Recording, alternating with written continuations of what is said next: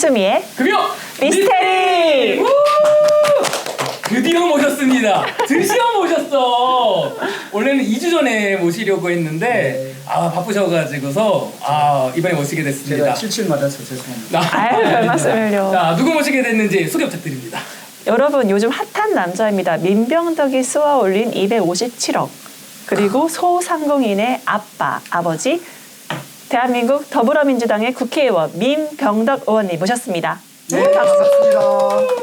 저희 경기도당 유튜브 채널 더민주 시청자분들 그리고 당원 여러분들께 소개 부탁드립니다. 인사.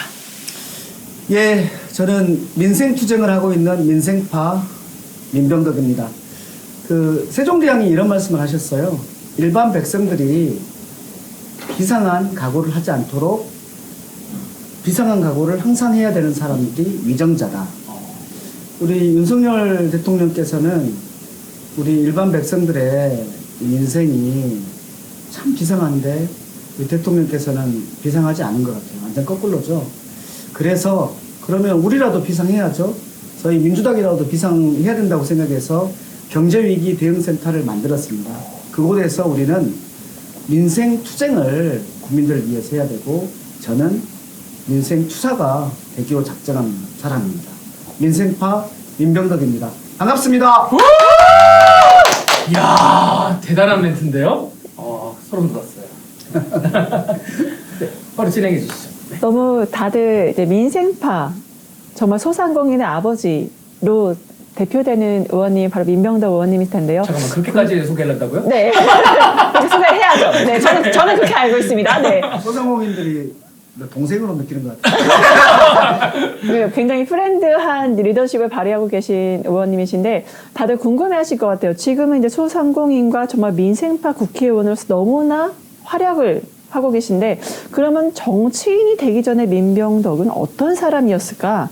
인간적인 그런 민병덕을 궁금해하시는 분들이 많으실 것 같아요. 그러면 정치인이 되기 전에는 어떤 활동들을 했고 인간 민병덕의 매력은 또 뭐라고 말씀하실 수 있을까요? 민생파가 갑자기 날라온 게 아니에요. 저는 민주화를 위한 변호사 모임, 아니죠. 민주사회를 위한 변호사 모임, 민변의 민생경제위원회의 민병덕 변호사였어요. 삼민이었거든요. 민생경제위원회를 제가 변호사 1년차부터 계속 했었어요. 여러분들 잘 알고 계시는 김남근 변호사나 이원욱 변호사나 서채란 변호사나 권정수 변호사 이런 분들하고 같이 민생경제위원회를 했었고 거기에서 대부분 다룬 것들입니다. 거기에서 대부분 다뤄서 저희가 법안 만들어가지고 우리 국회의원 하는 그때 형님들한테 찾아다니면서 형님 국회의원 하려면 이 정도는 해야 되는 거 아니요? 이거 법안 만듭시다. 이렇게 협박하고 다녔던 사람입니다. 그래서 저는 민변의 민생이가 저의 중거 집단이었어요. 지금 민생파 하는 것들은 그때 그 일들을 그대로 하고 있는 거다라고 생각하면 됩니다. 다만 그때 민변에 있을 때에도 뭐 정치개혁위원장이라든지 검찰개혁이라든지 이런 것들을 했죠. 지금도 기본은 민생에 두면서 지금 뭐 김건희 특검이라든지 이상민 탄핵이라든지 이런 농성들을 제가 주도해서 하는 거잖아요. 그러니까 정치투쟁은 당연히 하는 것이지만 제 기본은 민생이다라는 얘기를 하는 거고요. 우리 변호사 되기 전에는 제가 변호사를 늦게 됐어요. 결혼해서 5년차 때 됐거든요. 첫째도 있는 상태에서 제 아내가 직장생활해서 저는 이제 제 처가 공부시키는 사람인데 그 전에는 이제 제가 정치학과를 다녔거든요. 서울대 정치학과를 다녔는데 정치학과 들어갈 때도 저는 재수해서 들어가고 그리고 사법시험 볼 때도 군대 갔다 와서 0.07 차이로 떨어지고 난 다음에 2년 더 해가지고 지지리 공상하다가 된 거고 그 다음에 국회의원도 3번째 만에 그러니까 저는 한 번에 된 게 하나도 없다. 근데 그거는 꽤 좋은 것 같아요. 제가 떨어졌을 때를 느껴본 사람이기 때문에 그거는 됐을 때는 훨씬 더 잘할 수 있는 마음의 자세가 나오는 것 같습니다. 하나 에피소드 같은 얘기를 하나 하고 싶은데 저는 대학교에서 학생회 활동을 열심히 했다기보다는 학생회보다는 그 학교 밖에 있는 연대 사업을 더 많이 했어요. 그 아하. 연대 사업 하는 곳이 철거촌입니다. 그 재개발 지역에 주거 환경이 아주 나쁜데 이분들의 여기에 세입자들, 그러니까 이 집주인들 같은 경우는 어쨌든 간에 보상이 좀 나와요. 근데 세입자들은 뭐 당연히 법이 당신은 이제 보증받고 나가는 것이지 이거였거든요. 그런데 그분들이 그렇게 하다 보면은 또 열악한 데 가고 또 열악한 데 가고 또 철거민은 계속 철거에서 못 벗어난다. 그래서 투쟁하는 철거민이 철거에서 해방된다라는 관점에서 그 자기가 있는 그 철거 지역에서 영구 임대주택을 만들어야 된다라는 게 우리의 정책 목표였어요. 근데 그 정책 목표를 가지고 해야 되는데 세입자들 어려운 분들이 투쟁이 되나요? 시간이 없고 먹고 살기 힘든데 그래서 거기 아이들을 가르쳤습니다. 초중고 유치원생들하고 초등학생은 제 아내가 가르쳤고 그 여학생들 가르쳤고 아, 멋있다. 중학교하고 고등학생들은 제가 가르쳤어요. 그래서 제가 공부방 교장 선생님이었어요. 아, 21살 때부터 선생님이셨군요. 교장 선생님이었어요. 교장 그거의 그 이후의 핵심이 뭐냐면 공부방을 만들어서 아이들을 잡으면 그 엄마 아빠들은 당연히 잡힌다. 아. 그렇게 해서 그분들하고 투쟁을 했거든요. 그래서 서울시 철거민에 대한 조례가 만들어졌습니다. 아, 조례까지 이게 만드셨구나. 정치 투쟁입니까? 민생 투쟁입니까? 저는 민생 투쟁이라고 생각을 해요. 그것을 제가 대학 2학년 21살 때부터 했다고 생각하시면 됩니다. 감동이네요, 진짜. 어떻게 보면은 원외에서 이런 거 바꿔주세요라고 요청하던 시민사회 활동가에서 이제는 제도를 뜯어 고치는 국회의원이. 예, 그거 너무 재밌습니다. 제가 시민사회, 그러니까 민변도 시민사회라고 보면 민변이나 이런 데에서 변호사로서 그리고 시민사회의 일원으로서 할 때는 토론회를 하거나 그리고 토론회 하는 게 목적이에요. 토론회 하면은 이제 사람도 많이 왔고 잘 됐다 끝 이렇게 생각이 된단 말이죠. 무슨 얘기냐면은 토론회에서 주장하는 것이 입법화 되기까지는 정말 어렵습니다. 그런데 제가 토론회에서 문제점이라고 느낀 부분, 부당함이라고 느낀 부분, 그 다음에 변호사 할 때 부당함이라고 느꼈지만 어쩔 수 없다고 생각했던 부분, 법이 이렇습니다. 미안합니다. 라고 했던 부분들을 국회의원 돼서는 부당하네? 바꿔야지. 제도를 바꾸고 법을 바꿔야지. 그래서 저는 국회의원이 변호사 때보다 시민사회보다 훨씬 재밌다. 드린 품에 비해서 조금 더 추격되는 값이 크다라고 되어 있는. 네네네. 네. 근데 짚고 넘어가야 되는 게 사실 여러 분야들이 있어요. 뭐 환경 분야도 있고 여러 분야가 있는데 대표적인 민생파세요? 왜 하필 민생에 이렇게 집중하시는 거예요? 아니 이게 정치의 권력 아니에요? 오! 정치학과 출신인데요. 응. 공부는 열심히 하지 않았지만 그 정치학 개론의 1페이지는 읽어봤을 거 아닙니까? 정치학 개론 1페이지에 정치는 이렇게 나옵니다. 정치는 한 사회에서 이수한 가치의 권위적 배분이다 라고 나오거든요. 이 가치의 권위적 배분이다. 가치의 배분이다. 즉 분배 기능이라는 거예요. 근데 그 가치가 대체적으로는 먹고 사는 것이 핵심이잖아요.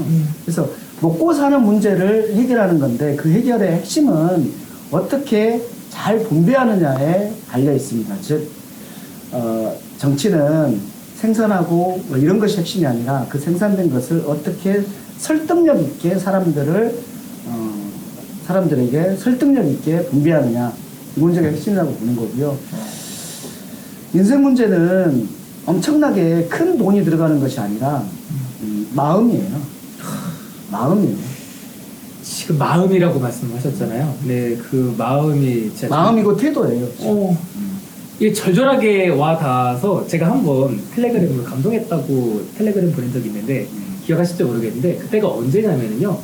코로나19 문제 초창기에 손실보상 때문에. 네, 터지고 나서 손실보상금 문제 관련해 가지고서요. 대한민국 이슈를 멱살 잡고 끌고 간 인물이세요.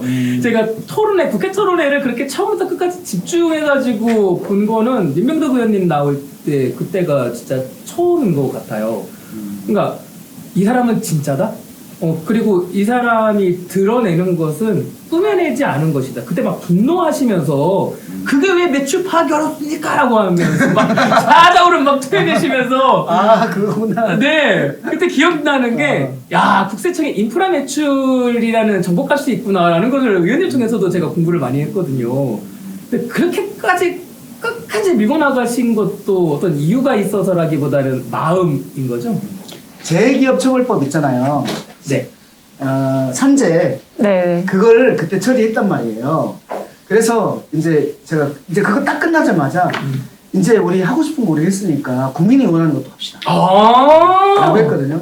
그때 국민이 원하는 게 뭐였냐면 이 코로나로 집합 금지가 돼 있는데 그런데 집합 금지 돼 있는 이 가게들은 이제 우리 이제 뭐 이런 방역 비용 네. 이런 비용만 좀 줄 뿐 이 사람들이 금지돼 있는 장사를 못하는 상태에서 이 사람들은 어떻게 하지? 관련해서 문제는 엄청나게 있는데 이 사람들의 손해를 보상하면은 그 돈이 엄청나게 들 것 같고 이것은 각이 안 나오고 그래서 아무도 말을 안 하고 딱 외면하고 있는 거. 이쪽에 문제가 있는데 이걸 해결하려면은 복잡하고 돈도 많이 들 것 같고 그러니까 다 말 안 하고 있는 딱 이렇게 외면하고 고개를 돌리고 있는 이런 상태였어요. 그런데 우리 지역위원회에서 그분들 찾아와가지고 절절히 울면서 얘기하는 거예요. 도대체 어떻게 하는 얘기냐 우리는.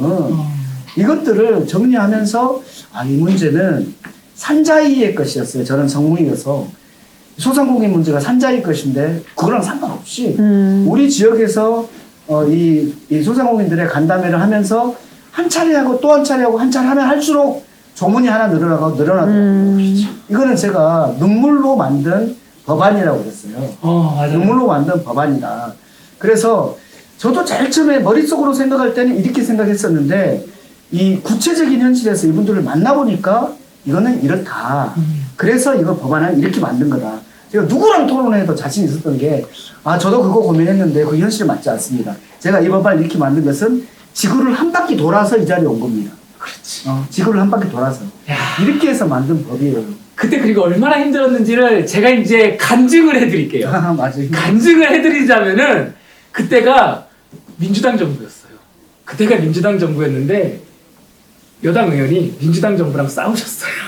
저도 그래서 놀랐던 게 저도 민주당의 상근부 대변인 할 때는 아무래도 문재인 정부에 대한 문제점을 제기하는 게 굉장히 당 입장에선 부담이 될 수밖에 없어요. 여러분들 여기 사진을 보시면 여기 바로 청와대 앞에 대통령이 오미크론 대폭발 14조는 부족합니다. 뭐 추경안 대폭 증액 동의해 주십시오. 이거는 사실 여당 의원인데 문재인 대통령 시절에 손실보장 관련 추경을 요구하는 이런 시위 행동 자체를 한다는 거, 특히 추경 의원 행동이라는 이름으로 하신 거거든요. 그래서 저는 이게 여당 의원으로서 과연 이게 가능한 것인가, 당 안에서도 분명히 그거에 대해 좀 자중하는, 좀 자제하는 그런 분위기가 있는데 거기에 대한 어떤 원동력이나 용기를 내게 할 수 있게 하는, 행동할 수 있게 하는 뭔가가 있을 것 같아요. 그게 뭘까요? 제가 민주당을 1번으로 놔야 되나요? 대한민국 국민을 1번으로 놔야 되나요? 대한민국 국민이요. 국민이요. 그런 거예요. 저는 이 소상공인의 손실보상과 관련해서 제가 이거 법안을 만들었거든요. 정말 만들고 그 다음에 이것을 제가 이걸로 뜨고 싶은 생각이 전혀 없었어요. 그래서 이걸 먼저 만들어서 우리 국회의원 내부방에서 제가 토론회를 2번이나 발제를 했어요. 토론회에서 2번이나 발제를 했어요.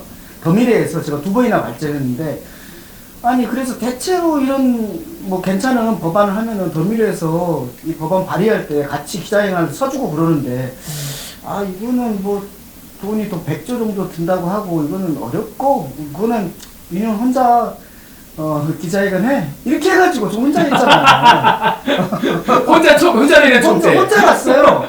그런데 기자들이 저는 제 생전에 그렇게 많은 기자들이 왔고 그 다음에 백브리핑이라는 걸 저 처음 해본 거예요. 그러니까 기자회견 할 때 딱 읽고 그리고 딱 나오면 가는 줄 알았는데 바로 밖에 나오니까 카메라가 너무나 많이 있는 거예요. 그래서 거의 생중계를 한 거잖아요, 제가. 맞아요. 그렇게 해서 만들었어요. 그리고 거기에 대해서 최고위원회에서 회의가 끝나고 나서 그 다음날 허영 대변인이 민병답 법안을 우리 당론으로 하기로 했습니다. 이렇게 백브리핑을 했어요. 당을 바꾸셨네요. 저는 다 지켜봤어요. 예, 그게 설득된 거예요. 그런데 우리 고위 당정청 회의에 주말에 갔다 오셔가지고 안 된다고 해가지고 그래서 이제 그만하라고 하시더라고. 그래서 우리 당 지도부에서도 고생했고 이제 그만해. 청와대 쪽에서도 고생했고 근데 이것은 현실적으로 어려워 그만해. 이렇게 하셔가지고 그때 제가 고민 많이 했습니다. 이걸 가지고 제가 제 정치 인생을 걸고 한번 해야 되냐 말아야 되냐 고민 많이 했는데 이렇게 생각을 했어요. 그러면 당에서 그렇게 부담스러워서 못하겠다고 하니 그러면 이거는 계속해서 내가 이 이슈와 관련해서는 업데이트를 하자, 공부를 더 하자. 그래서 그때부터 한 게 뭐냐면 해외 사례 토론회였어요. 매주 계속 해외 사례 토론회를. 그 코로나 시기이기 때문에 줌회의가 있어요. 실시간 토론회가 가능한 거예요. 그래서 언제는 미국, 그 다음엔 일본, 그 다음에 독일, 캐나다. 이렇게 매주 미국에서는 어떻게 합니까? 일본에서는 어떻게 합니까? 이렇게 해보다 보니까 더 해야 되겠다는 생각이 더 드는 거예요. 잠깐 끊고 말씀드리면요. 이 작업을 얼마나 멋있게 하셨냐면요. 해외 사례들을 수집해서 의원실에 그냥 놔두는 게 아니고요. 그 문서를, 그 링크를 공유해가지고 외부 전문가들이 그걸 접속할 수 있게 만들었었어요. 그래서 저도 공부 정말 열심히 했어요, 그 당시에. 그렇게 해가지고, 그렇게 해서 결국, 이제 이것은 이슈는 던져졌는데, 그 예산 때문에 부담이라고 하고, 그런데, 그러니까 예산 그만큼 안 들고 해결하고 싶었던 거예요. 그런데 계속해서 코로나가 해결되지 않고 그러니까 이건 쌓이잖아요. 압력이 쌓이잖아요. 그래서 안 할 수가 없어서 하신 건데 제가 보기에는 실은 재특별법 법안으로 했어야 됩니다. 그런데 이 법안을 틀어서 이 소상공인진흥법에다가 일부 조항을 바꿔서 해가지고 저는 50점짜리밖에 안 된 손실보상을 만들었고 지금도 우리 소상공인 분들한테는 매우 죄송스럽게 생각합니다. 그런데 그 법안이 얼마나 센세이션했냐면 그 천안에도 제 플랜카드가 붙었어요. 민병덕 법안 조속 통과하라. 천안에도 그렇게 붙어 있었어요. 플랜카드가. 저는 모르는데 이럴 정도였습니다. 저는 지금도 그 내용이 옳았다고 생각합니다. 해당 내용 잠깐 소개해 주시면 뭐였지? 이런 거잖아요. 그 국가가 집합을 금지하는 명령을 내렸으면은 그 명령을 충실히 따르는 사람한테 그래서 발생한 손해를 명령을 한 사람이 손해를 보상해야 되나요? 명령을 받은 사람이 손해를 감수해야 되나요? 너무 당연해. 네, 명령을 한 사람이 손해를 보상을 해야 되는 거잖아요. 근데 그 보상의 기준과 관련된 부분인데 그거는 이제 너무 자세하니까 제가 그만두겠습니다만은 어쨌든 그것이 이제 실질적으로 많이 부족했고 그러니까 소급도 안 됐고 많이 부족했고 그 다음에 이제 우리가 22년 1월 달에 했을 때에는 이제 오미크론이 훨씬 더 나올 거라고 예상되는 상황에서 추경이 너무 부족하다라고 하면서 이제 여당 의원으로서는 최초로 농성도 하면서 청와대에서 피켓을 들었어요.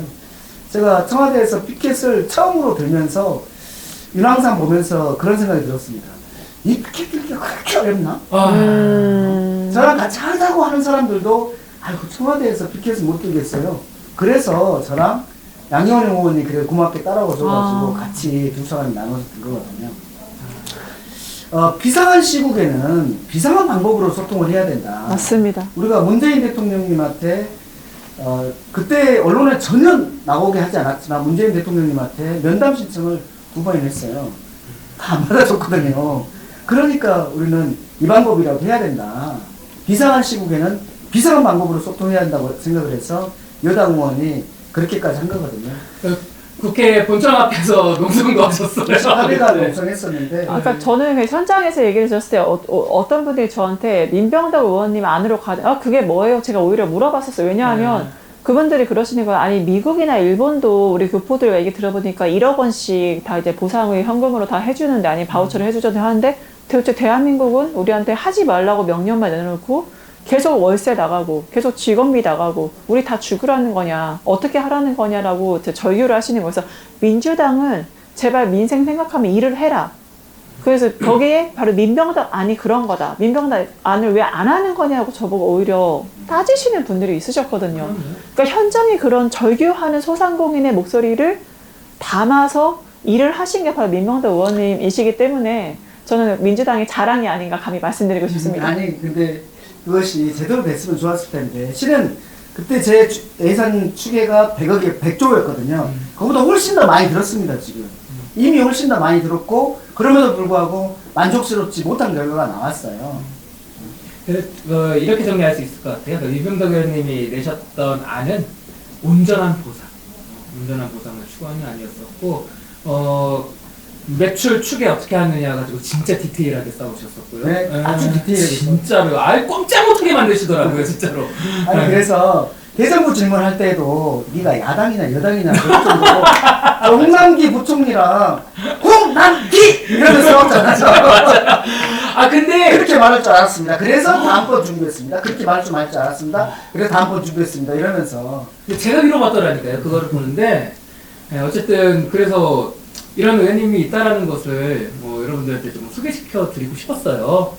왜냐하면 민주당이 가장 많이 비판을 받는 게 해야 될 일을 안 하는 정당이라는 거거든요. 근데 민병덕 의원님께서 그래도 여당 의원이었지만 그렇게 피켓 시위도 하시고 청와대 앞이나 국회 앞에서 그런 모습들 적극적으로 끝까지 추궁하는 모습들을 보여줬기 때문에 소상공인 조금은 이제 마음적인 안도는 됐다. 하지만 실제적으로 당에서 더 밀어줬으면 구체적인 안이 좀 받아들여질 수 있었을 텐데 그건 좀 아쉬운 측면은 있죠. 그 안타까움이 있어요. 그러면 우리 당과 그때 청와대는 왜 그랬을까?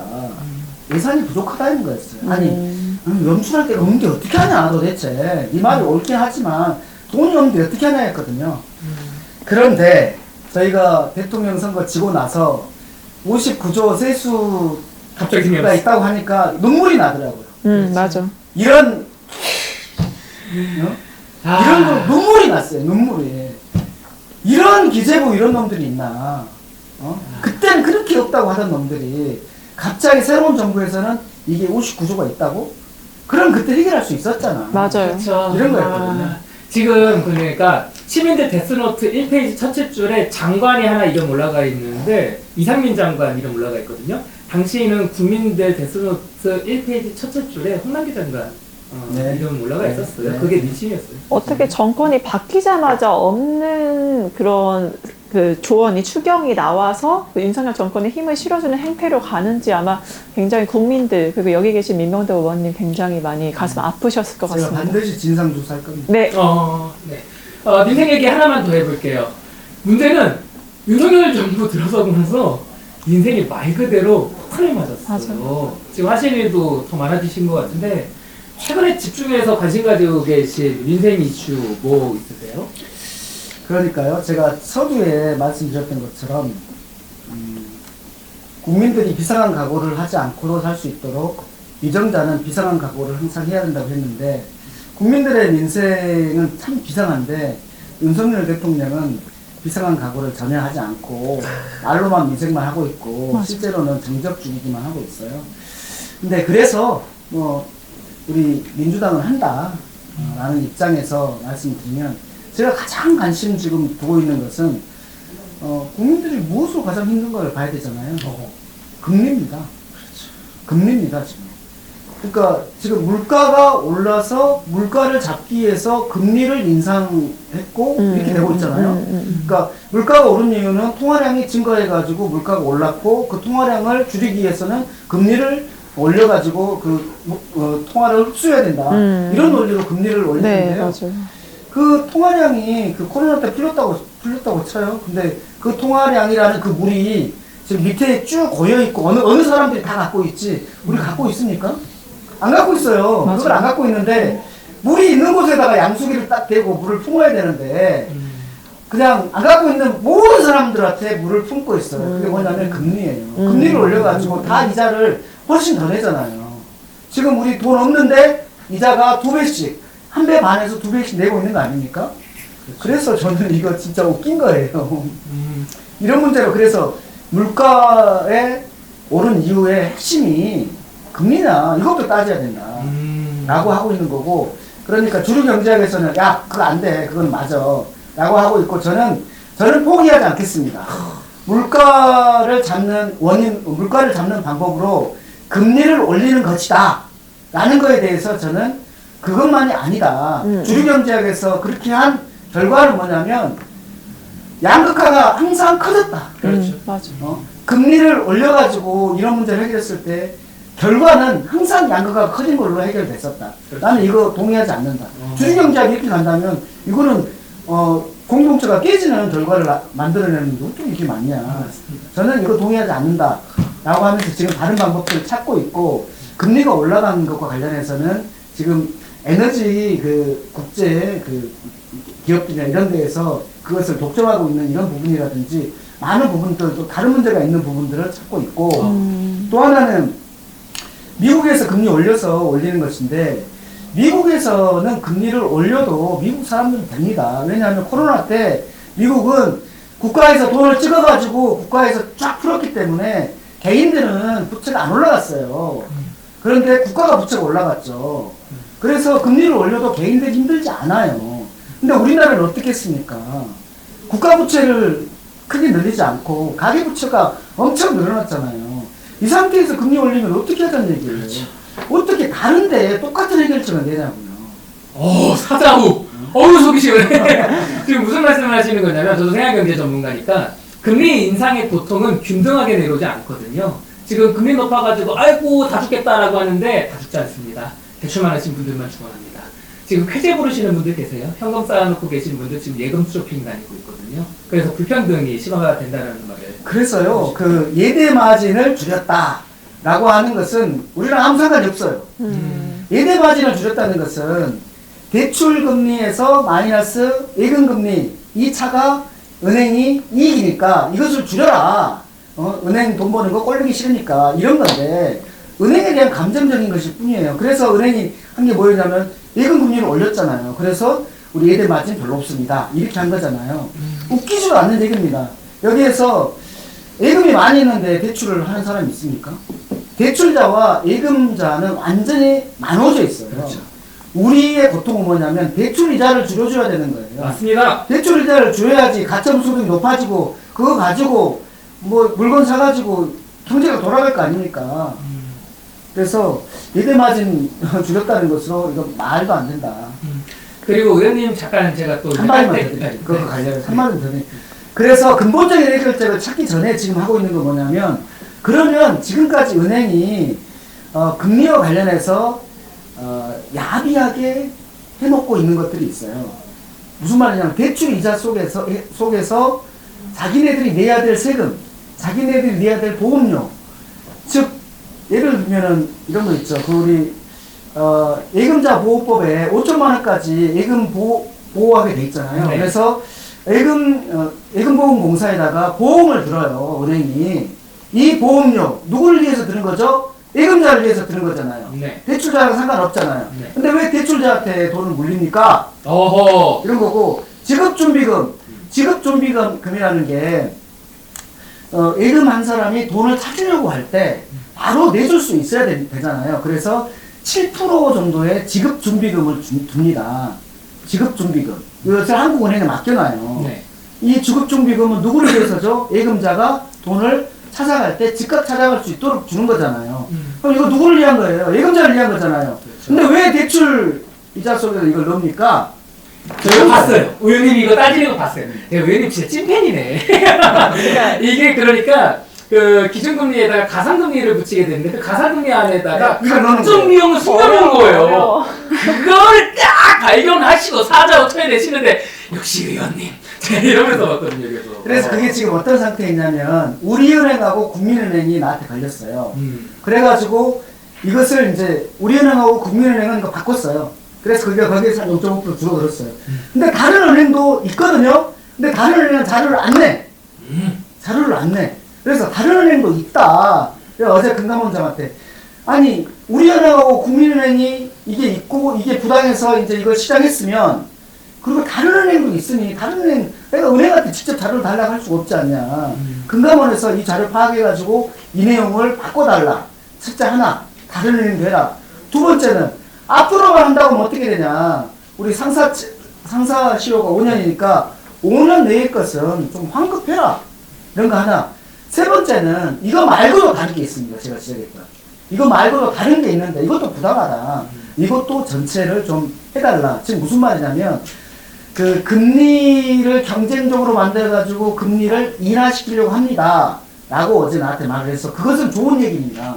근데 그것은 아주 먼 나라 얘기잖아요. 그렇죠. 지금 당장 부당하게 대출이자 속에 들어있는 부당한 것들, 그건 바로 빼낼 수 있잖아요. 그렇지. 이 당장 할 수 있는 것부터 해라. 야. 라는 얘기를 한 거예요. 그래서 총체적으로 지금 물가도 오르고 난방비도 오르고 대출 이자도 오르고 소주 맥주 가격 오르고 버스 지하철 가격 모두 오르고 근데 시중 은행에서는 지금 이자 장사에 대한 성과급 잔치를 하고 있는 문제점에 대해서 지금 얘기를 하고 계신데요. 저는 개인적으로 좀 이동을 할 때 좀 택시를 많이 타는 편인데 얼마 전에 카카오 택시의 그런 이제 독과점 문제 그리고 일반 호출을 외면하는 문제에 대해서 문제를 제기하셨죠. 그래서 또 하나의 생긴 별명 바로 민병덕이 쏘아올린 과징금 257억 원. 이거는 또 어떤 건가요? 이군요. 네. 예, 카카오 택시 많이 타보셨죠? 제가 이거 2년 전에 국감에서 지적합니다. 2년 전에 카카오 의장하고 그 다음에 이제 택시 조합의 사무국장 두 분을 불러가지고 증인신문까지 했던 국감에서 증인신문까지 했던 사안입니다. 카카오 택시가 이게 독점이다라고 지적한 거죠. 제일 처음에는 카카오 택시가 나와가지고 무료로 아주 국민들 좋았죠. 네. 소비자 우선이 좋아진다고 난리였어요. 근데 카카오 택시의 목적은 뭐냐면 무료로 콜을 하게 함으로써 다른 콜들 그때 저희 안양에도 안양콜도 있고 삼복콜도 있고 맞아. 무수히 맞아. 지방에 콜들이 있습니다. 콜들 다 죽였습니다. 맞아. 저가로 때려가지고 경쟁자를 죽인 다음에 그 다음에 어떻게 되죠? 경쟁자가 없으면은 자기 혼자 시장을 지배할 수 있잖아요. 가격 결정력을 가지게 되잖아요. 그러면 가격을 올리는 것 이것이 뭐죠? 이게 독점입니다. 맞습니다. 독점이 바로 이런 시스템인 거예요. 제일 처음에 많이 후세로 싸게 해가지고 다른 경쟁들 다 죽이고 거기에서 자기가 독점을 하게 되면 독점 상태에서는 자기가 마음대로 가격을 올리는 것. 그래서 결국 소비자한테 불리한 것 이것이 독점이고 그래서 우리나라는 독점 규제법이 있는 거예요. 독점 규제 및 공정거래에 관한 법이 있는 거거든요. 근데 카카오 택시가 지금 콜과 관련해서는 이제 독점이 돼버렸잖아요. 네, 맞아요. 맞습니다. 독점이 되니까 이제 자기 마음대로 하는 거잖아요. 네. 콜을 어떻게 배치했냐면 일반 콜이 있었잖아요, 제일 처음에. 그 다음에 자기 이제 가맹콜, 카카오 택시라고 가맹되어 있는 네. 그 택시가 있잖아요. 근데 이제 우리가 일반 콜을 딱 때려요. 그러면 5km 내에서 일반 콜이 딱 하잖아요. 그러면 거기 있는 택시 중에서 기본적으로 제가 바쁘기 때문에 택시를 불렀을 거 아니에요. 그럼 가까운 데에서 빨리 와야죠. 근데 왜 저 멀리 5km 지난 곳에서 와요. 근데 기다리다 보면 앞에 택시가 막 가. 맞아. 이 택시가 가. 맞아. 그런데 지금 잡힌 콜은 저 멀리서 와요. 근데 그건 가맹 택시야. 무슨 말이냐면 저 멀리 있는 가맹 택시에다가 콜이 걸리게 이걸 짜놓은 거예요. 그러니까 이제 결국은 문제가 생긴 거죠. 그래서 이걸 지적했고 이것을 조사해가지고 한 게 1년 6개월이 걸린 겁니다. 그래서 이제야 발표한 겁니다. 지금 이 그래서 과징금 택시가 계속 올라가 있는 거잖아요, 결국. 맞아요. 이 과징금 문제 때문에 그 일반 호출을 없애겠다라고 지금 움직이고 있는 것 같더라고요. 카카오가. 근데 이제 그런 얘기들이 있었는데 카카오가 그렇게까지는 아직 못할 겁니다. 일반 콜을 줄이지는 않고 지금은 뭐냐면 가맹 택시가 많이 늘어버렸어요. 네, 가맹 택시 많이 늘었고 거의 과점 상태가 된 거라고 봐요 이제는. 그래서 저는 이 독점을 어떻게 해소할 것이냐, 독점을 깨줘야 되거든요. 맞아요. 맞아. 독점을 해소할 것이냐가 첫 번째 문제인데 참 어려운 문제입니다. 이게 카카오 택시 얘기 잠깐 해가지고서 잠깐 말씀드리자면 플랫폼 사업에 대해서 우리 한번 짚어봐야 될 게 카카오 택시가 도입되고 나서 시민들이 정말 편해졌나? 그리고 택시 운전기사들의 처우가 나아졌나를 따지면 생활이 나아졌나요? 네, 오케이가 아니거든요. 네, 결국 우리가 택시비도 올랐지만 택시비 거기에다가 이제 우리가 콜을 부르는 프리미엄을 주잖아요. 네. 그래서 우리가 2, 3천 원을 더 낸다고 생각하시면 됩니다. 근데 그 2, 3천 원이 택시 기사한테 가면 또 그런 대로 그럴 수 있겠어. 근데 그것이 카카오에 갑니다. 결국 카카오는 이 플랫폼을 만들어 놓고 이 플랫폼을 만든 값으로 이 모든 택시 이용하는 분들한테 돈을 가져간다 라고 생각하시면 됩니다. 이것이 독점의 폐해입니다. 난방비 이슈를 민주당이 얘기하는 거 가지고 그 국민의힘이 얘기하는 게 그거 이재명 방탄하려고 하는 거 아니냐라는 얘기가 있어요. 어떻게 생각하세요? 저는 솔직히 이렇게 생각합니다. 공격을 하는데 방어 안 합니까?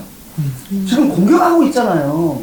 지금 이재명만 공격하고 있는 게 아니라 이재명을 통해서 이걸 통해서 민주당을 와해시키려고 하고 야권 전체를 와해시키려고 하고 있는 거잖아요. 네, 맞습니다. 이 정치적 공격을 하고 있는데 거기서 방어해야지 방어 안 합니까? 우리가 방어 안 하게 하려면 공격을 하지 마세요. 공격을 안 하면 방어 안 할 건데 공격을 하면서 방어하지 말아요. 저는 이것이 웃기다. 첫 번째는. 두 번째는 이재명하고 난방비하고 무슨 상관이에요? 그러니까 맞아요, 맞아. 두 번째, 이상민하고 이재명하고 무슨 상관이에요? 맞아. 이상민을 탄핵을 하면 이것이 이재명 방탄이라고 하는데 이재명 방탄이 되려면 이상민 12구 참사 때문에 그 책임을 물어서 이상민에 대해서 탄핵을 하면 탄핵 절차에 들어가면 이재명 수사 안 합니까? 이재명 재판 안 합니까? 이재명 충분히 수사하고 있고 충분히 기소할 거잖아요. 그런데 무슨 방탄이에요? 저는 지금 이재명 방탄이라는 이 논리는 야 너희가 예를 들면 막고 있어가지고 우리가 수사를 못 하잖아. 그래서 출두를 안 하잖아. 그래서 우리가 재판을 못 하잖아. 이러면 방탄 오케이. 근데 수사하시고 계시잖아요. 압수수색 오늘도 했잖아요. 압수수색도 계속 하고 있고 수사도 하고 있고 우리가 출두도 하고 있는데 무슨 이재명과 관련해서 수사를 못 한다는 거예요? 무슨 방탄이라는 거예요? 오히려 거꾸로 김건희를 위해서 방탄하고 있는 거 아니에요? 맞습니다. 그러네요. 김건희 방탄이에요 지금. 아니 그래서 이재명 방탄이라는 논리는 진짜 웃긴 거예요. 이재명 수사 다 하고 있으면서 그래서 저는 이렇게 얘기합니다. 검찰이 혐의를 두고 있다면 이재명 대표에 대해서 수사하십시오. 그리고 충분히 하고 계시잖아요. 압수수색도 엄청나게 하고 계시잖아요. 검사 60년, 80년 하고 계시잖아요. 거기에다가 한 가지만 부탁합시다. 적법 절차를 지키세요. 적법 절차를 지키세요. 맞습니다. 피해자가 가지고 있는 권리들이 있어요. 그것은 실은 진술 거부권도 있어요. 그리고 우리 일반인들도 제가 오늘 생계가 이러이러하기 때문에 시간을 좀 바꿔주세요. 맞습니다. 주말에 합시다. 이렇게 출두 날짜 조절합니다. 근데 왜 이재명 대표만 그 못하게 하고 이걸 비난합니까? 그리고 진술로 가름한다는 거 진술 거부권 다 있잖아요. 우리 한동훈 장관은 자기 아이폰 비밀번호 숨겼잖아요. 그러면서도 뭐라고 그랬어요? 그건 피의자의 권리라고 했잖아요. 피의자의 권리가 피의자가 자기가 가진 증거를 제출하지 않을 권리가 있다라고 한동훈 장관도 얘기하잖아요. 그 사람이 법무부 장관 아닙니까? 실체 진실을 밝혀야 될 의무가 있는 사람에도 불구하고 본인이 피의자로서는 그거 권리다. 내가 증거 안 낼 권리 있다. 이렇게 얘기하시잖아요. 그런데 왜 피해자인 이재명의 권리에 대해서는 인정 안 하시냐. 진술 거부권도 있고 그리고 우리 당 민주당 일도 해야 되기 때문에 날짜도 조정하고 이런 것들은 당연히 권리가 있는 거다. 감센주도 안 받을 권리도 있는 거고. 근데 왜 이걸 비난하냐. 다시 정리하면 이재명 방탄과 관련해서는 이재명 수사하고 있지 않냐. 그래서 이건 방탄 아니다. 다만 적법 절차를 지켜. 이런 부분이고요. 지금 제가 주장하고 있는 그리고 주장에서 통과됐던 이상민 탄핵 그다음 지금 하고 있는 김건희 특검과 대장동 특검은 이거랑 전혀 상관이 없는 거예요. 맞습니다. 김건희는 누구는 수사하고 누구는 수사 안 합니까? 김건희에 대해서 수사를 안 해봤는데 왜 국힘당하고 대통령실은 다 수사한 것처럼 맞습니다. 합니까? 맞습니다. 수사를 해봐야지 혐의가 있는지 없는지를 알 거 아니에요. 의혹은 이렇게 많은데 왜 본인들이 수사를 다 했던 것처럼 자체를 합니까? 안 했으면서. 이재명은 수사해야 한다고 하고 누구는 수사하면 안 된다고 그러고 이게 헌법 11조에 나와 있는 모든 국민은 법 앞에 평등하다에 반하다는 겁니다. 두 번째 대장동 특검 같은 경우에도 50억이 잠깐만요. 이렇게 한다고요. 이렇게 꼼짝을 못 한다고요. 당하면은. 네. 50억이 뇌물이 아니다라는 거에 대해서는 실은 말이 안 되잖아요. 그렇죠. 그렇죠? 네. 50억이 뇌물이 아니라 50억을 왜 줍니까? 박상도가 아버지이기 때문이지. 근데 지금도 밝혀지지 않는 게 뭐냐면 왜 박상도한테 돈을 줬는지에 대해서 검찰은 밝히지 않고 기소를 했어요. 저는 그것과 관련해서 지금 이러저런 의혹들을 제기하고 있는데 네. 코바나 컨텐츠 아니 키넨 파트너스 그걸 제기하고 있는 거예요. 그렇죠. 무슨 말이냐면 대장동 제일 처음에 나왔을 때 대장동에 초기 작업을 된 큰 손이 있다 이런 얘기 있었죠. 네. 그것이 그 큰 손이 그분이다. 이분이 여기가 창동이 1호다 이렇게 막 있었잖아요. 근데 알아보니까 키넨 파트너스라는 회사야. 뭐지 키넨 파트너스? 근데 보니까 키넨 파트너스는 그 SK. 최태원 회장의 동생인 최기원 씨가 설립한 회사야. 그리고 그 여기가 돈을 457억을 냈어 키넨 파트너스가. 근데 그 키넨 파트너스에 대한 돈은 또 최기원이 익명으로 돈을 넣었어. 그래서 최기원은 그 돈을 어디서 구했냐면 SK 주식을 담보대출 받아가지고 냈어. 그렇게 됐단 말이에요. 그럼 의심이 되잖아요. 그런데 이 돈을 다 돌려받지 않았어. 원래 이 개발 사업에서 초기 자금을 댄 사람이 가장 위험한 돈을 댄 것이기 때문에 가장 많은 지분을 가져갑니다. 근데 안 가져갔어. 뭐지? 뭐 다른 대가가 있겠지. 그러니까 박상도 50억 클럽 거기 있는 국조인들 이런 의문이 생기잖아요. 그래서 이 문제를 풀어야 되기 때문에 저는 대장동 특검도 해야 된다라고 생각하는 거고. 그러니까 김건희 특검과 관련해서 주가 조작도 하나 있지만 또 하나 있습니다. 코바나 컨텐츠예요. 코바나 컨텐츠에 90억 후원이 들어갔는데 도이치모터스도 후원자예요. 도이치모터스도 그 후원자에 들어가 있습니다. 한번 보세요. 그러면 아니 김건희한테 왜 코바나 컨텐츠라는 김건희 회사한테 왜 후원을 합니까? 남편이 서울중앙지검장이고 검찰총장이니까 하지. 그리고 그때 수사받고 있었던 이런저런 도이치모터스를 비롯한 이런 애들이 있는데 이게 제3자 내용 아닙니까? 제3자 내용. 아니 이재명 대표의 성남 FC에 대해서 수사를 지금 그거 가지고 지금 영장을 친 거 아닙니까? 정치적 이익을 성남 FC를 통해서 정치적 이익을 이재명이 얻었다라고 하면서 한 거 아닙니까? 실은 정치적 이익이 이제 뇌물이라고 하면요, 우리 국회의원을 비롯한 지방자치단체장들 다 뇌물입니다. 다 정치적 이익을 얻기 위해서 하지 정치적 이익을 얻지 않기 위해서 합니까? 그런데 그래도 이것도 기소하려고 하면서 코바나 컨텐츠 김건희가 받은 그 90억 후원은 그건 당연한 뇌물 아니에요? 근데 여기에 대해서는 아무 말도 안 하고 있으니까 이것도 해야 된다. 이게 법치주의다. 라고 말하는 것일 뿐인데 어떻게 이게 이재명 수사하지 말라는 얘기입니까?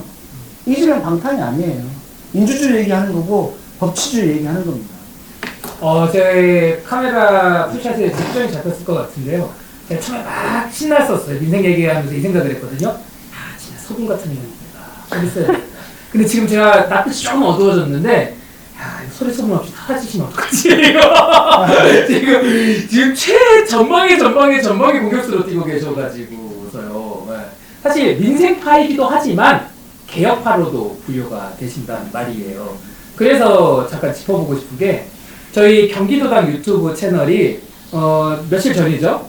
그 시청에 윤석열 정부 민생파탄 검찰 독재 규탄 대회에 이렇게 출장 촬영이 났어요. 네. 네, 그때 마주치셨는데 기억 안 나실 거예요. 정신없이 막 가시는데 네. 저희 찍혔거든요. 네.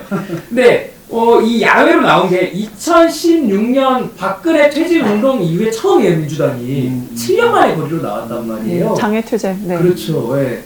그 개혁파의 일원으로서 또 어떻게 평가하세요? 거리로 딱 나온 거 7년 만에? 솔직히 말해서 저는 조금 이르지 않나 이렇게 생각을 했어요. 그러니까 이제 물이 끓어야지. 그러니까 저희는 계속해서 민심을 보면서 민주당이 같이 해야 되는데 조금 미리 하면 이제 역풍을 받잖아요. 그래서 저는 이상민 탄핵과 관련된 농성을 우리 국회의원들이 먼저 하고 그 다음에 장애투쟁 나가는 것은 조금 더 무르익게 한 다음, 즉 제가 했던 것은 뭐냐면 각 지역위원회에서 당원 보고대 형식으로 당원들한테 사실이 이렇습니다. 여러분 의견은 어떻습니까? 이렇게 해서 계속 점점 끓게 하는 것을 하고 난 다음에 그 다음에 꽝 하자 이렇게 했는데 지도부가 결정을 하셨더라고요. 그럼 해야죠. 이렇게 조금씩 드리블을 하려고 했는데 장기로 치면 갑자기 포가 건너떠가지고 간 거거든요. 네, 그렇게 된 건데 또 결정하면 우리가 49대 51의 결정에서 이것이 52다 49다 논쟁이 있지만 결정되면 그것을 100% 하면 되는 거잖아요. 한 가지 더 여쭙고 싶은 게 요즘 뭐랄까요? 제가 아까 시민들 데스노트 첫 페이지 첫째 줄에 이상민 장관이 이름이 올라가 있다고 말씀드렸잖아요. 저랑 인연이 깊습니다. 네. 최근 활약이 대단하셨어요. 가령 이태원 참사 발생하고 나서 행안부에 그 피해자들 명단이 있느냐라고 의원님이 네. 물으셨는데 이상민 장관이 없다라고 했다가 갑자기 황당해 하시더라고요. 아니 행정부에 그게 없다고 이런 표정으로 막 질의를 이어나가셨는데 결국은 거짓말을 했다는 게 밝혀졌어요. 혹시 그게 사전에 의원님께서 그거를 그 이상민 장관이 이미 명단을 가지고 있다는 걸 아시고서 그걸 질문하신 건가요? 그게 좀 많이 궁금해하시는 분들이 좀 있으실 것 같아요. 그래요? 네. 아니 저는 당연히 있을 거라고 생각하고 한 거예요. 아. 당연히 없을 수가 없다. 그러니까 제 질문의 핵심은 그 명단을 어떻게 해나가 핵심이 아니고 그 제가 이제 유가족들을 만나 보니까 너무 힘들어 하시더라.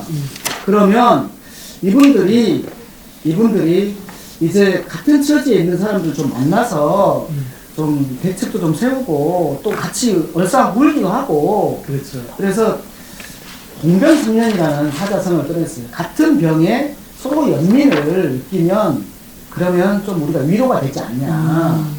그러니 이분들도 좀 만나서 서로 좀 위로도 좀 하고 울게도 좀 하고 이래야 되지 않겠습니까? 라고 했더니 이 양반이 하시는 말씀이 저는 그렇게 판단하지 않습니다. 그래서 장관님 그걸 왜 장관님이 판단하세요? 그 가족들이 좀 만나고 싶다는데 그러면 만나게 해주시면 되지. 만나게 안 되면 왜 당신이 하십니까? 이렇게 했어요. 그래서 막 설득해가지고 예, 그럼 만나실 필요도 있겠네요. 이렇게 한 거죠. 그러면 만날 필요가 있는데 그런데 그분들이 서로 간에 연락처가 없어요. 서로 간에 연락처가 없으니 그러면 국가에서 전화를 해서 이렇게 만나는 자리가 있으니 오시겠습니까? 일일이 해서 오시는 분만 하시면 되잖아요. 명단을 공개할 필요 없고 공개 안 하셔도 되고 그것 때문에 명단 공개 때는 그때 막 이슈가 되고 있었을 때라서 그럼 명단 공개 안 해도 되잖아요. 원하시는 분은 오고 원하시는 분은 안 와도 되고 그렇게 전화해 주세요 라고 했더니 거기에서 전화 안 한다는 말을 못하니까 이 사람이 저 명단 없습니다 그런 거예요. 그래서 아니 어떻게 명단이 없을 수가 있나요? 명단이 없는데 어떻게 뭣도 감면해주고 뭣도 감면해주고 유족들한테 뭣도 해준다는데 명단이 없을 수가 있나요? 라고 했더니 없는 명단이 윽박지른다고 나옵니까? 맞아요. 그렇게 했어요. 없는 명단이 윽박지른다고 나옵니까? 라고 그래서 아니 도대체 명단이 없다는 게 말이 됩니까? 명단을 가지고 있지 않을 정도로 그렇게 일을 못합니까? 그러면서 왜 행안부 장관을 계속 하겠다고 합니까? 이렇게 이제 막 했고 그리고 나서도 이제 제가 그때가 새벽 1시 반이었어요.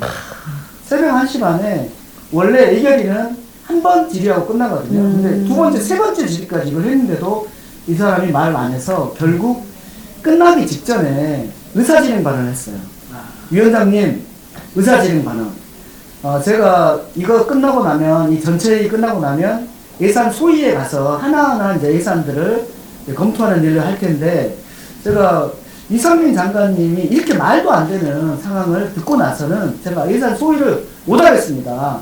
다시 한번 행안부에 이 명단이 없는지에 대해서 물어봐 주십시오. 라고 했더니 나도 말은 안 된다고 생각하는데 장관님 있습니까 없습니까? 라고 했더니 이제 그때 왜 국회의원들은 국무위원의 말을 고지것대로 안 듣고 거짓말이라고 하냐. 우리는 국무위원의 말을 고지것대로 들어야 되는 국회의원입니다. 야, 거기에서 빡 가버린 거예요. 전설의 영상이었어요. 진짜 잠깐만 그 비서관님이 사진 준비해 오셨는데. 네네네 여기 있습니다. 표정을 봐야 돼. 표정을 이거 진짜. 야, 그 의원님이 이게 무슨 소리야 할 때 특유의 표정이 있어요. 네. 잠깐 이렇게 이런 표정이 말도 안 돼, 있는데 진짜. 네, 딱그 표정 나오시더라고요. 이상미 장관의 탄핵이 뿐만 아니라 지금 윤석열 정부가 그 말도 안 되는 지금 행위들을 많이 하고 있잖아요. 이번에 쌀 관련해서 양곡관리법을 뭐 거부한다거나 아니면은 뭐 노동 관련해서 쉬운 해고 장기간 노동을 장려한다거나 뭐 우리가 잘 마시는 맥주나 술 직장인들의 그런 애환이 닿는 것도 다 가격 올려버리고 정말 여러 가지로 최근에는 번개탄도 자살을 방지하기 위해서 팔지 마라 이런 대책도 지금 정부에서 발표했다고 하더라고요. 총체적으로 네, 저 그거 듣고 너무 좀 충격을 받았는데 이런 윤석열 정권의 말도 안 되는 상상 초월 대책, 어이없는 이런 그 폭정에 대해서 좀 어떻게 평가하시고 앞으로 민주당은 좀 어떻게 나아가야 될까요? 윤석열 대통령은 아직도 검사인 것 같아요. 그래서 가깝은 대정요법만 쓰고 있잖아요. 그 원인이 왜 자살을 왜 하나. 그래서 자살하는 분들의 마음속으로 들어가서 그분들이 희망을 갖게 만들어야 되는데 자살하는 수단으로 번개탄을 쓰니까 번개탄을 없애버립니다. 그런 자살이 없으시나요? 또 말도 안 되는 거잖아요. 노동분과 관련해서 노동개혁을 말하면서 이제 노동자들을 때리면, 특히 이제 조직화된 노동자들을 때리면은 이제 지지율이 올라간다라고 해가지고 지금 노동자들 때리고 있는 거잖아요. 저는 민주노총이 반드시 옳다 이런 건 아니지만 지금 노동을 때려서 자기 지지율을 올리려고 하는 이런 것은 매우 잘못됐다고 생각을 해요. 저 오늘 그 예금보험공사 창립 20주년 거기 갔다 왔는데 이제 사무직 노동을 때릴 겁니다.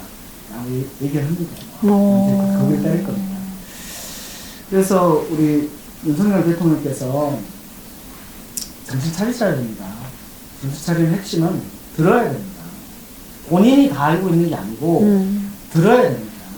그러니까 이 어려운 분들의 얘기를 들어야 됩니다. 그래서 그것을 잘 조합하는 것이 대통령이고 정치인이지, 내가 과거에 경험했던 것으로 내가 다 수사해봐서 아는데 이렇게 생각하시면 절대 안 됩니다. 수사해봐서는 모릅니다. 그렇죠. 왜냐하면 거기에서 대답하는 사람들은 사실 얘기를 하는 게 아니라요, 안 걸리려고 얘기하는 거예요. 솔직한 얘기는 검사 앞에서 하겠습니까? 근데 솔직한 얘기를 안 들어놓고는 수사해봐서 경제를 안다 이렇게 생각하시면 어떻게 합니까? 그래서 저는 대통령이 지금은 훨씬 더 들어야 된다. 그것이 공정과 상식으로 가는 태도다라는 말씀을 드리고 싶고요. 우리 당은 저는 민생투쟁을 해야 한다고 생각합니다.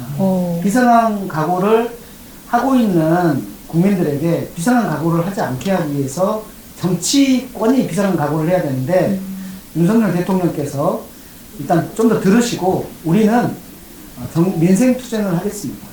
그래서 뭐 저는 민생투사로서 나서겠다는 말씀을 드리는 거고, 이게 이제 한두 가지가 아닙니다. 제가 지금 말씀드린 금리도 있었고 난방비도 있었고 물가도 있었고 많은 부분들이 있습니다. 그 부분과 관련해서 민생투쟁을 한다. 그런데 민생투쟁을 가장 주되게 잡고 있지만 우리에 대해서 가해지는 공격에 대해서 안 막을 수는 없습니다. 공격을 하는데 어떻게 안 막습니까? 맞습니다. 공격에 대해서는 막을 수밖에 없다. 그 지점은 이해해 주셔라. 저희는 이재명 방탄을 하는 것이 아니라 저희 대표를 통해서 저희한테 가해지는 민주당에 대한 탄압은 막을 겁니다. 자, 이 방송은 이제 더불어민주당 경기도당 공식 채널이기 때문에 많이 이제 민병대 의원님을 비롯한 경기도당 의원님들, 더 크게는 민주당, 진보를 이렇게 적극적으로 지지하시고 응원하시는 분들이 같이 보고 있거든요. 마지막으로 저희 당원분들께 영상편지 하시면서 오늘 방송 마치도록 하겠습니다. 벌써 끝나는 건가요? 네. 그럼 계속 할까요? 네, 저희 민주당을 사랑하시는, 그리고 겉으로는 미워하시지만 마음속으로 짠해하시는 우리 당원 여러분, 저희 민주당이 죄송합니다. 그리고 민주당의 국회의원들이 죄송합니다. 이거는 민주당이 지난 대선에서 졌기 때문에 발생한 문제입니다. 저희가 총선에서 이기고 나서 그 좋은 기회를 잘 했어야 되는데 그 기회를 살리지 못해서 대선에 패배했기 때문에 지금 이러한 무도한 꼴을 당하는 것이고 이러한 힘든 인생, 비상한 각오를 해야 되는 인생을 당하는 겁니다. 그 점에서 제가 진짜 저를 포함한 민주당이 미안하다, 죄송하다 이런 말씀을 드리고요.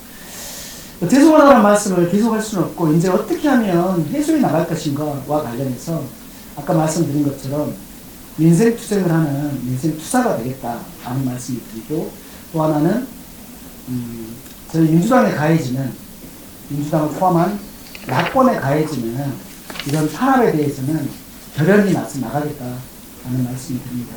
저희 민주당이 역사에서 저희 대한민국을 벗어난 우리 인류에게 큰 역할을 할 수 있는 정당입니다. 왜냐하면 대한민국이 지금 세계에서 얼마나 지금 잘하고 있습니까? 그런데 그 방향을 결정하는 정치권이 있는데 국힘당은 이익정당이잖아요. 우리는 가치를 지향하는 정당이잖아요. 우리 가치정당이 민주당이 잘해야 대한민국이 잘 되고 대한민국이 인류에 나아갈 바를 밝힐 수 있다고 생각한다니까요. 민주당은 여러분 자긍심을 가지고 계십시오. 열심히 잘합시다. 와. 네. 네, 이렇게 끝내기는 또 그렇고 아쉽죠? 1시간 했어요. 1시간 정도 했는데 경기도당 유튜브 첫 출연하셨는데 어떠셨어요? 소감 좀 들어보시죠. 아니 저는 이렇게 소통을 하는 거에 대해서 너무나 고맙습니다. 아니 진짜 고마워요. 이렇게 해주시는 거에 대해서 두 분 구봉규 소장님, 정순희 변호사님 너무나 고맙고 우리 임종성 센터장님 너무나 고맙습니다. 이런 것들 사진 좀 주세요. 지금 이 자리에 안 계시지만 저희가 너무나 고맙습니다. 그리고 저도 홍보 하나 할까요? 한 김에? 네. 네, 당연히 저 하시죠. 민병덕의 인지도가 높지 않습니다. 저 민병덕 인기 별로 없습니다. 그래서 조금 민병덕 TV 한번 쳐보십시오. 유튜브에서 민병덕 TV 치시면은 제가 금방 했던 사자고 있잖아요. 그 원본이 거기 다 있어요. 삭발해. 거기 영상 맛집이에요. 거기 영상 맛집. 네, 민병덕 TV를 치시면 제 영상이 다 있습니다. 그리고 매번 올라오는 것까지 보시려면 구독 신청을 해주십시오. 민병덕 TV 부탁드리고요. 그 다음에 페이스북, 민병덕 페이스북 치시면 거기에서 우선 보시기를 해주시면은 그게 제가 매일 하고 있는 것들을 다 일일이 올립니다. 그래서 민병덕 잘못한 거에 대해서 지적질 해주십시오. 감사합니다. 꼭 소개시켜드리고 싶었던 의원님이에요. 자주 모시는 거 약속드리고요. 민생이 정치의 불령이라고 말하는 국회의원들이 많아지면 우리들 먹고 사는 문제도 더 나아지겠죠? 네. 민생파, 더 나아가서는 민생 투사가 되시겠다고 하시는 민병덕 의원님이었습니다. 저희는 다음 주에 뵙도록 하겠습니다. 감사합니다. 감사합니다. 고맙습니다.